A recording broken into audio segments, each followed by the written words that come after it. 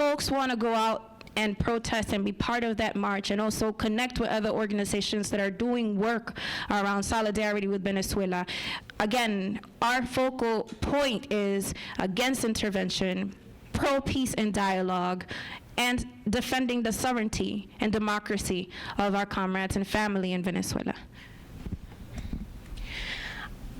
Also, we're at the beginning of a very powerful election cycle, and for too long, our elected officials have been allowed to skate by without taking positions on interventionism, without taking positions on any foreign policy, let alone their belief system about when it is right to intervene and when it's not, and so forth. And it's time for us to make them take a position as candidates and as elected officials, push them to defend the efficacy of any military or federal agency mobilization as a supposed social solution.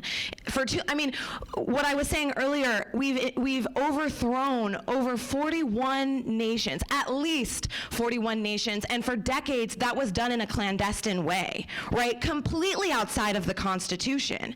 And it's only through the sharing of documents, whistleblowers, and so forth that people finally even knew that that happened. And now we have a government who is doing it brazenly. That's different, right? It's an escalation, and it's time for us. That means the time is now for us to push this into the political dialogue, and this election cycle gives us the means to do that in a way that is powerful, and it's time for us to start holding our legislators accountable. You don't get to claim that you're a progressive and that you're for the people when you're out here allowing for the destruction and killing and devastation of poor people around the world, because that comes back to poor people here too. And it's all connected, right? And for too long, we've talked about it as if it's a distant thing happening over there. And they want us to believe that it has nothing to do with us, but it does. It has everything to do with us. And so it's time for, there's so many ways, all of the usual ways that we go about leveraging political change, whether it's marching in the streets like people have mentioned, or whether it's demanding that if you're the candidate that's gonna claim that you're for the people, that means that you're for the people. And that means that the people in Venezuela get to decide their own fate too. Is there any plans to organize and show support for this cause? Okay, so I'm gonna. In the future? Okay. Yeah. I mean, I know that there are different committees that are being formed. There is a committee that Sarah Flounders is a part of, which is what's the name again? The No War on Venezuela campaign.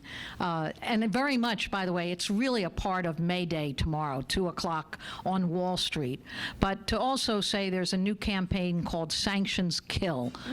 And Sanctions Kill is a campaign to denounce the U.S. use of sanctions on countries around the world, not only Venezuela. There are some 40 countries now that are facing starvation sanctions, artificial famine imposed by U.S. Literally stealing the resources, the funds, and cutting off all trade and aid. So those kind of campaigns are very much also in defense of Venezuela, but we'll be in the streets tomorrow, and Venezuela is so much an issue there. And we will let you know of any other activities, events that we are going to be organizing around Venezuela. So we're gonna close now. Thank you so much for coming again, and folks are going to be available to answer any questions that you may have.